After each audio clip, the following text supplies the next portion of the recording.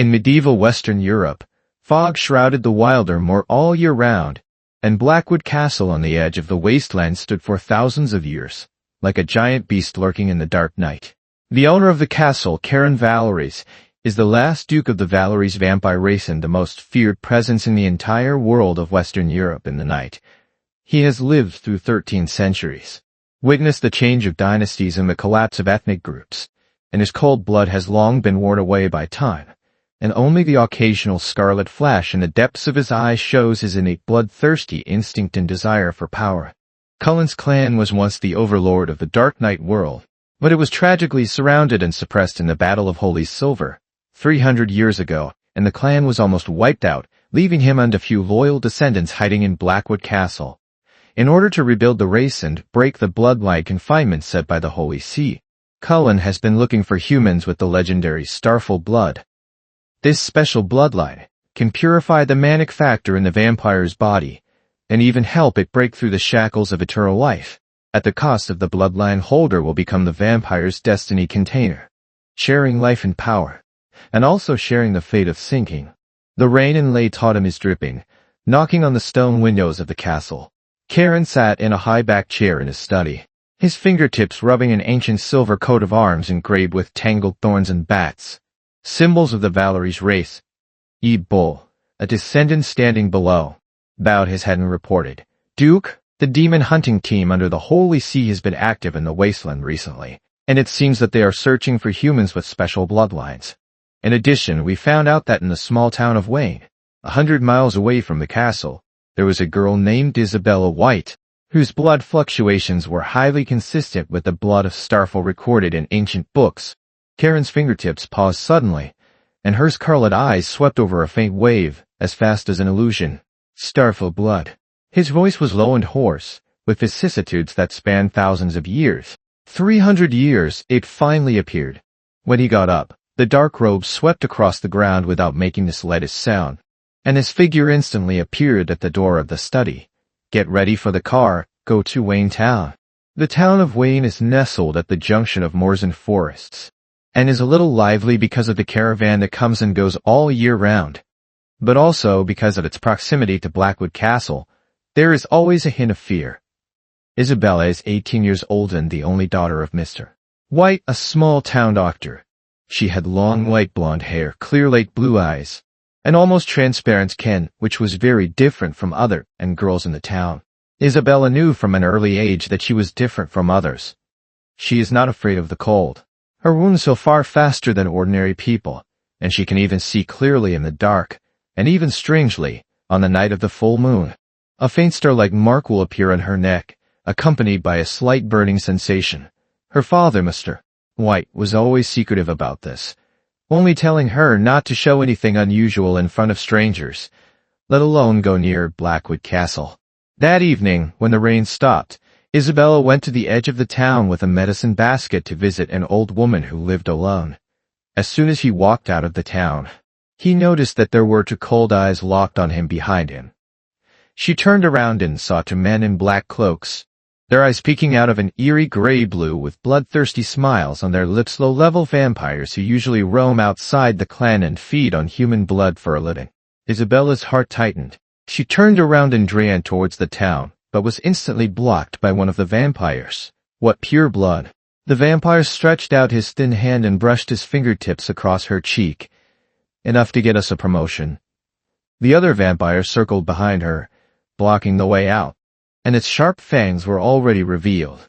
Just when Isabella thought she was sure to die, a dark figure appeared between the two like a ghost. Karen didn't even make any extra moves, just raised his hand and waved his hand, and the two low-level vampires seemed to be torn apart by an invisible force, turning into black powder all over the sky, dissipating into the air. The strong smell of blood mixed with the cold breath unique to vampires hit her face, and Isabella's legs went weak and she almost fell. Karen turned around and looked at her condescendingly. The girl curled up on the ground. Her long light golden hair was blown away by the wind, and her light blue eyes were full of fear, but she did not flinch in the slightest, like a daisy growing stubbornly in the cold wind. His gaze fell on her neck, where it was a faint red from running, and a faint star-like mark loomed. Yes, it was the blood of the Starfall. Who are you? Isabella held back her fear, her voice trembling slightly. But she still raised her head and looked directly at him. The man in front of him was almost monstrous, with long silver-gray hair scattered on his shoulders, and his facial features were deep and three-dimensional, like God's most perfect masterpiece. But those scarlet eyes were golden piercing, making her feel cold. Karen Valoris. He reported his name and looked at the shock that flashed in the girl's eyes, obviously having heard the name. Come with me. Karen's tone was unquestionable, and she reached out to pull her, but Isabella dodged her suddenly. You are the vampire duke. Isabella took a few steps back and clenched the medicine basket in her hand. I won't go with you. My father said that you are a demon. Karen's eyes did not fluctuate in the slightest, as if the name demon had long been accustomed to him. Stay in the town, and the demon hunting team and low-level vampires will come to you. He stated the facts in a flat tone. Only I can protect you. As soon as the words fell, there was the sound of horses' hooves in the distance. It was the people of the demon hunting team, and the holy silver swords on their waists reflected the cold light and were rushing in this direction. Karen no longer gave her a chance to refuse, leaning over and picking her up. Isabella exclaimed, trying to struggle, but was tightly imprisoned by his cold arms, unable to move. Karen was astonishingly fast, disappearing into the depths of the forest in an instant, leaving only the members of the demon hunting team to look around in a daze. When she opened her eyes again, Isabella was already in the bedroom of Blackwood Castle. The room was luxuriously furnished, but it was cold everywhere. The walls were dark gray marble. The windows were covered by heavy velvet curtains. There was no light. Only a few wall lamps emitted a faint warm light. She struggled to sit up from her big soft bed and found her medicine basket and coat neatly set aside. The door was pushed open and Karen walked in, holding a glass of red liquid in her hand. Drink it. He handed the cup to her. Isabella subconsciously stepped back, looking at the glass of liquid vigilantly. What is this? Goat blood is harmless to you. Karen knew what she was worried about. Your blood is special, and human food cannot fully nourish you, which can temporarily stabilize your body. Isabella was skeptical, but she still didn't take the cup. She could feel that the man in front of her had no ill intentions towards her, but her vampire status made her unable to let her guard down. Karen didn't force it, and put the cup on the low cabinet at the head of the bed. In the castle, you can move freely, but don't go near the dungeon in the West Tower, he advised. The demon hunting squad will not give up easily. You must stay here until I get rid of them. After saying that, he turned around and prepared to leave. Why are you helping me? Isabella asked suddenly. Karen paused and did not look back. Because your blood is useful to me. He did not hide his purpose. Instead of making up lies, it was better to be honest after all. Sooner or later they would have to establish a blood connection. Over the next few days, Isabella gradually adapted to life in the castle. Ebul and several other descendants treated her with great respect, but kept their distance, and only Karen occasionally appeared in front of her, sometimes walking with her in the castle's gardens only at dusk. Vampires could not withstand direct sunlight, and sometimes bringing her books from the town. She discovered that Karen was not as brutal and bloodthirsty as the legend suggests. He likes to sit on a bench in the garden, watching the sunset. His eyes empty and lonely. He is proficient in rhythm and can add tunes on an old piano. He knows the history and culture of mankind well, and can always explain those little-known allusions to her when she reads.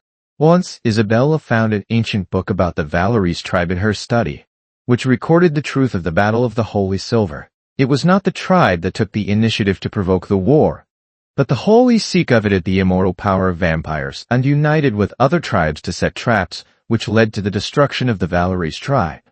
She looked at the yellowed illustrations on the pages, in which the young Karen held a long sword. His eyes were sharp, surrounded by relatives and partners of the same clan, and he was like a lonely man now. You see it all. Karen's voice came from behind her.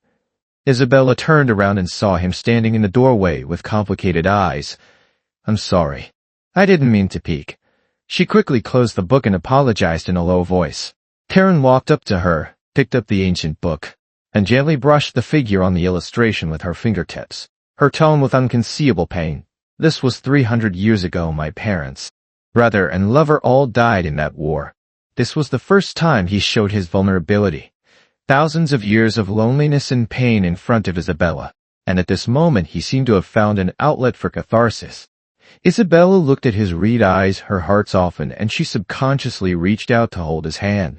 Karen's hand was cold and piercing, but the moment she held it, she trembled slightly. "I'm sorry," she said softly, her lake blue eyes full of pity and tenderness. That night they talked for a long time. Karen told her that eternal life is not a gift, but a curse, watching the people around her leave one by one. But she can only remain alone in this world. Endless loneliness. Isabella also told him about her past, about her father's protection of her, about life in the town, and about her confusion about her bloodline. Karen told her that Starfall blood is a descendant of mixed humans and vampires in ancient times, and it is extremely rare, with only one person appearing every 100 years. This bloodline can not only suppress the mania of vampires, but also allow humans to gain immortality. But if you want to fully activate the power of the bloodline, you must establish a blood contract with the vampire.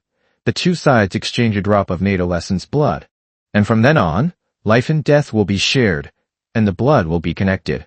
After establishing the blood pact, I will gain strength and rebuild the race, and you will become my duchess and have the same lifespan as me. Karen looked into her eyes and said seriously, "But I won't force you. You can choose to refuse, and when the demon hunting squad is solved, I will send you back to the town, erase your memory, and let you live the life of an ordinary person." Isabella was silent. She knew that returning to the town meant a stable life, but she also knew that she had already been moved by this lonely vampire duke. His coldness, his vulnerability, and his gentleness all attracted her deeply. What's more, Starfall blood is her innate destiny, and she can't escape it. At this moment, there was a sudden loud noise from the castle, accompanied by the roar of the descendants. Karen's face changed, and he took Isabella's hand. "The demon hunting squad has attacked, and they have brought the holy silver cannon." He protected her behind him, and his figure disappeared into the study in an instant, running towards the castle gate. In the castle hall, Ebul is leading his descendants into a fierce battle with the demon hunting team. The demon hunting team was numerous, and the holy silver weapons in their hands had fatal damage to the vampires, and several descendants had fallen to the ground, dying. The leader of the demon hunting captain was a white-haired old man holding a holy silver longsword in his hand, and his eyes were as sharp as eagles. "Karen, hand over that bloodline holder. I can spare you from death." Wishful thinking. Karen protected Isabella at the corner of the stairs and instructed, "Stay here, don't come out." After saying that, he rushed forward with a long sword in his hand. His strength far exceeded that of ordinary vampires, and the holy silver longsword danced in his hands with a cold light, and the members of the demon hunting team fell to the ground. But the strength of the demon hunter captain should not be underestimated, and the two fought fiercely together, and it was difficult to distinguish between victory and defeat for a while. In between Cullen's struggle with the demon hunter captain, a demon hunter went around the corner of the stairs and saw Isabella hiding there. A hint of ecstasy flashed in his eyes, and he raised the holy silver dagger in his hand and stabbed at her. Isabella didn't have time to dodge, so she could only close her eyes. The expected pain didn't come. She opened her eyes and saw Karen standing in front of her, the holy silver dagger stabbing into his back. Scarlet blood oozes from the wound, and Karen snorts, turning around and waving the demon hunter away. "I said I would protect you."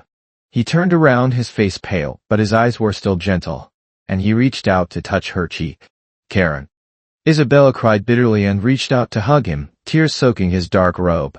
She could feel his strength draining rapidly, and his cold body gradually became colder. The demon hunter captain took the opportunity to rush up, raised his holy silver longsword and slashed at Karen's head. "Don't." Isabella slammed in front of Karen, and the star-shaped mark on her neck suddenly glowed, and a golden light enveloped the entire hall. The holy silver longsword in the hands of the demon hunter was burned by the light, and it instantly came out of his hand. The Starfall blood was completely activated, and Isabella could feel a powerful force surging in her body.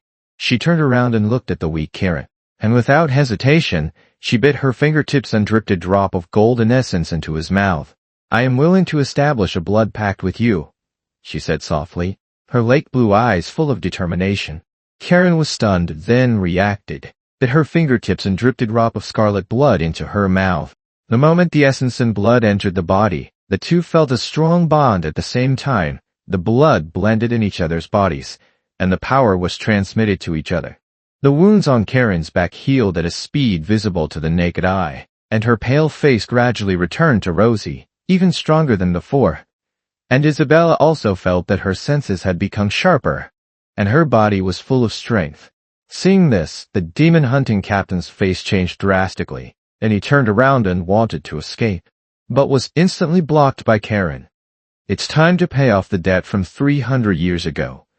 Karen's eyes were cold and piercing, and the long sword in his hand condensed a strong dark power, and one sword pierced the heart of the demon hunter captain.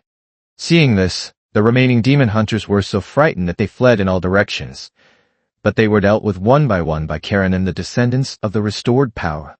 After the battle, the hall was in disarray. Isabella snuggled up in Karen's arms. Feeling his warm embrace, Karen's body could feel the temperature after the blood pact was established, and a reassuring smile appeared on her face. In the future, we will never be separated again. Karen lowered her head and imprinted a soft kiss on her forehead, her tone full of cherishment. A few days later, a grand ceremony was held at Blackwood Castle, where Cullen officially canonized Isabella as Duchess of Valories. All the races of the night world sent messengers to congratulate them, knowing that with the activation of Starfall blood and the establishment of the Blood Pact, the Valories race would rise again, and Karen and Isabella would also become new legends in the night world. At dusk, Isabella leaned on Karen's shoulder and sat on a garden bench, watching the afterglow of the setting sunshine on the castle's towers. "Do you regret it?" Karen asked softly. "Give up your human life and stay with me in this dark world." Isabella shook her head, held his hand, and smiled gently and brightly. "No regrets. Because you are here, darkness can also turn into light." Karen lowered his head and kissed her lips.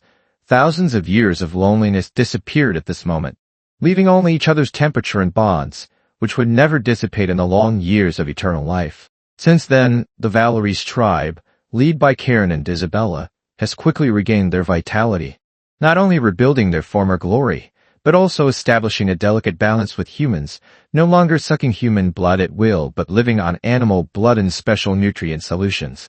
Isabella used her medical skills and the power of Starfall's blood to treat many injured vampires and humans, earning the respect of both sides. Occasionally, Isabella would take Karen back to the town of Vane to visit her elderly father. Mr. White looked at his daughter's happy appearance and finally let go of his worries and accepted Karen, the vampire's son-in-law. The people in the town have gradually let go of their fear of vampires, and occasionally see a pair of handsome men and beautiful women walking on the streets of the town. The man's eyes look at the woman around him gently, and the woman's face is full of happy smiles, which has become a unique scenery in the town. The years of eternal life are long and boring, but as long as we are with each other, we are no longer alone. The love between Karen and Isabella is like a rose blooming in the dark night, taking root in the thorns and blood, and finally blooming with the hottest and most moving light, crossing races time, and becoming eternal. The rise of the Valories race touched the interests of the other two major forces in the dark world of Western Europe, the brutal no-feller race and the tricky-to-ritter race.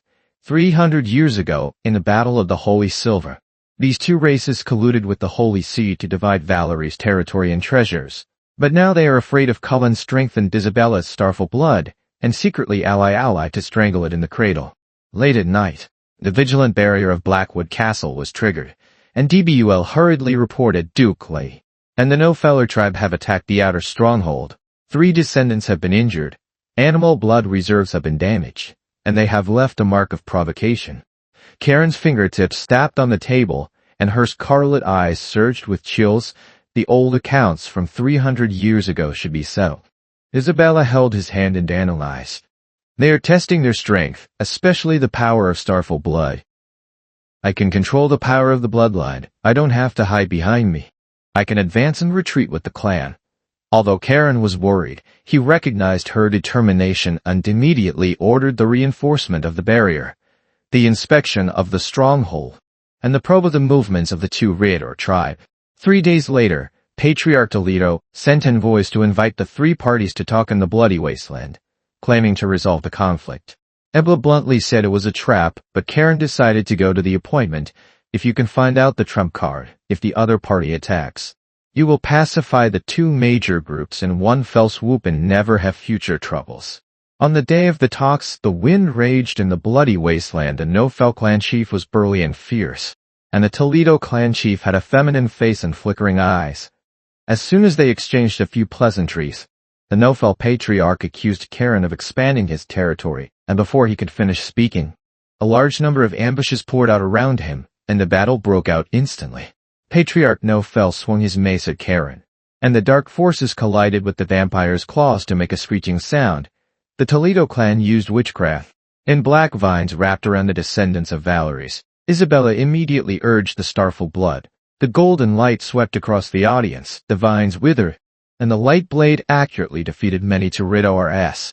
Seeing this, the Toledo clan leader personally took action, and countless dark shadows approached Isabella. Karen was distracted to protect his wife, but was punched in the chest by No-Feller and staggered back. Isabella's heart tightened, the power of her blood soared. The golden barrier blocked the black shadow, and at the same time, a ray of energy was injected into Karen's body, helping him instantly heal his injuries and greatly increase his strength. Karen turned into dark lightning, and the long sword pierced the heart of the No-Feller patriarch with precision, and the opponent instantly turned to flying ashes. The No-Fellers, who had lost their leader, were in chaos, and the descendants of Valeries took the opportunity to fight back. Seeing that the situation was not good, the Toledo patriarch wanted to escape, but was entangled in golden energy, so he had to kneel down and beg for mercy, promising to return the treasure and bow his head. The betrayal of 300 years ago is by no means offset by surrender. With a wave of Cullen's long sword, he ended the life of Patriarch Toridor. The remaining remnants either surrendered or were destroyed, and after this battle, the position of the Valeries tribe in the Dark World was completely stabilized. On the way back, Isabella leaned against the carriage and looked slightly tired, and Karen stroked her long hair full of distress. After returning to the castle, Karen rewarded the tribe and integrated the tribe, while Isabella used the blood of Starfall to heal the wounded, purify the people eroded by darkness, and make the tribe more gentle and orderly. A few months later, the town of Wayne held a harvest celebration, and Isabella took Karen home. Now that the Dark Knight coexists peacefully with the human world, and the Valeries tribe will help the town resist wild beasts. Mr. White looks at his daughter's happy appearance and completely accepts the vampire's son-in-law. At dusk, the two walked side by side on the wasteland path, and the afterglow of the setting sun stretched each other's figures. There will be no more wars in the future, only stable years. Karen squeezed Isabella's hand in a firm tone. The road to eternal life is long, with lovers staying together and accompanying ethnic groups. The darkness will eventually be dispelled by warmth, and their legends will be passed on forever in time. The rise of the Valeries race eventually touched the interests of other knight races. The Dark Knight world of Western Europe is divided into three major forces. In addition to the Valeries family, there is also the No-Feller race, which is known for its brutality, and the Two-Rid or race, which is good at trickery and calculation. 300 years ago, in the Battle of the Holy Silver, No-Fair and Toledo secretly colluded with the Holy See to divide part of the territory and treasure of the Valeries race. And now, seeing that Cullen is regaining its strength and fearing the power of the Starfall blood, they secretly formed an alliance in an attempt to join forces to strangle the Valeries race in the cradle. Late that night, the guard barrier at Blackwood Castle was suddenly triggered, and Deeble hurriedly broke into the study and knelt down on one knee to report, "Duke, Madam, the people of the No-Feller tribe have attacked our outer stronghold. 3 descendants have been injured, and all the stored animal blood has been destroyed. The other party leaves a mark of provocation that seems to be deliberately provoking us." Karen tapped her fingertips on the table, and a chill surged in her scarlet eyes. No-Feller's fool. He was not beaten 300 years ago, but now he dares to take the initiative to come to the door. He had already expected that other groups would make moves, but he didn't expect the other party to be so impatient. Isabella held his hand and said softly, "I'm afraid they are not simply provoking. Maybe they want to test our strength, especially how strong my Starfall blood is." Karen nodded, acknowledging her judgment. "EBUL, send the order. Strengthen the castle barrier, and send 2 squads to patrol the wasteland stronghold to avoid another sneak attack. Also, to check the movements of the Tordu tribe. I don't believe that Norfeller dares to act alone. After Evul was ordered to retreat, Karen turned to look at Isabella with a hint of worry in his tone. There may be a series of battles next, and I will arrange for people to protect you personally, and try not to leave the castle. Isabella shook her head, her lake blue eyes full of firmness. I can't hide behind you all the time. Starfall blood not only heals, but also purifies dark powers, and may help you on the battlefield. Moreover, as a duchess, I should also advance and retreat with the tribe. These days, under the guidance of Karen, she has already mastered the power of the bloodline, and she is no longer the small town girl who needed to be protected. 3 days later, the envoy of the Toledo tribe visited and brought an invitation from the patriarch, saying that he wanted to hold tripartite talks in the neutral zone Bloody Wasteland to resolve the conflicts between the tribes. Ebla bluntly said that it was not credible. Duke, Toledo is best at intrigue, and this must be a trap. Karen thought this was an opportunity. Just take this opportunity to find out their trump cards. If you can defeat the soldiers without fighting, it is best. If it is a trap, you will wipe them out and never have future troubles. On the day of the talks, Cullen and Isabella led 10 elite descendants to the Bloody Wasteland. The wind howled on the wasteland. The sand and gravel were all over the sky. The no-feller patriarch was a burly vampire with a bloodthirsty aura all over his body.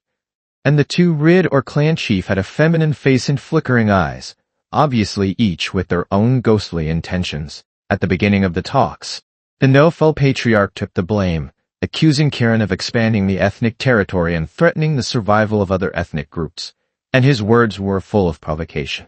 Karen sneered, his tone cold.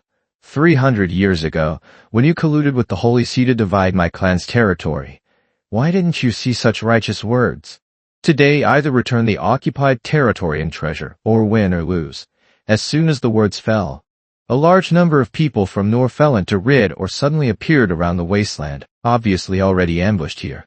Karen, today's your death. The Norfeller patriarch Orden rushed towards Karen, the mace in his hand condensed into a rich dark force. Karen met with a long sword in his hand, and the two fought fiercely together. The dark forces colliding with the vampire's claws making a piercing sound. The 2 Rido or Esper performed tricks, and countless black vines burst out of the ground, entangled the descendants of Valeries and restricted their movements. Seeing this, Isabella immediately urged the Starfall blood, and the star-like mark on her neck emitted a dazzling golden light. Wherever the light passed, the black vines withered, and the entangled descendants were able to escape. She raised her hand and waved her hand, and the golden energy turned into countless blades of light, flying towards the 2 Ridu, hitting multiple enemies with precision. Seeing this, Patriarch Teridu had a hint of fear in his eyes, and immediately took action himself, chanting strange spells in his mouth, and countless dark shadows rushed towards Isabella. Be careful. Karen sensed Isabella's distress and was distracted by the punch of the no-feller patriarch in the chest. Staggering back a few steps, seeing that he was injured, Isabella's heart tightened, and the power of the bloodline instantly exploded, and the golden light formed a strong barrier to block the attack of the black shadow. At the same time, a wisp of golden energy was condensed from her fingertips and flew towards Karen. And after the energy entered her body, the injury on Karen's chest healed instantly, and her strength skyrocketed. Karen's eyes were stern, and his figure turned into a dark lightning bolt, which instantly appeared behind the no-feller patriarch, and the long sword pierced his heart with precision. Patriarch No-Fel turned his head in disbelief and eventually dissipated into black powder. The No-Fellers, who had lost their leader, were suddenly in disarray, and the descendants of Valeries took the opportunity to fight back, and the tide of the battle was instantly reversed. Seeing that the situation was not good, Patriarch Teridu turned to escape, but was entangled in Isabella's golden energy. Patriarch Teridu, colluding with foreign enemies and murdering your own clan. Do you think you can escape? Isabella approached step by step, and the golden light continued to suppress his tricky power. Patriarch Toledo's face turned pale and he hurriedly begged for mercy. The Duchess, spare my life. I am also coerced by No-Feller. I am willing to return all the treasures and submit to the Valeries clan from now on. Karen walked up to him and looked at him with cold eyes. The debt of 300 years ago cannot be offset by a single word of surrender. With a wave of the long sword, Patriarch Tiridor's head fell to the ground. After eliminating the leaders of the two major tribes, the remaining tribesmen will either surrender or be completely annihilated. After this battle, the position of the Valeries tribe in the Dark Knight world was completely stable, and no race dared to provoke easily. On the way back, Isabella leans on Cullen's carriage, slightly tired. Karen gently stroked her long hair, her tone full of distress. "Thank you for your hard work." Isabella shook her head and said with a smile, "It's not hard at all to be able to protect the tribe with you." The moonlight shone on the two of them, outlining a warm outline, and after the baptism of war, their bond became deeper. Upon returning to Blackwood Castle, Cullen rewarded the wounded descendants with a reward for their merits, and at the same time accepted the surrendered Nofeller into Ritter tribes, reuniting the order of the Night World.